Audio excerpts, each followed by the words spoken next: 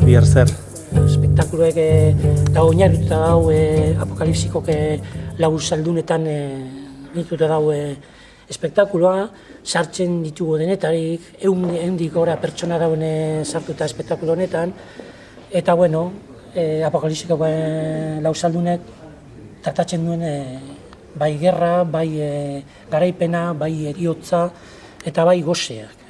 Orduan oinarrituta dau lau kontu hauetan.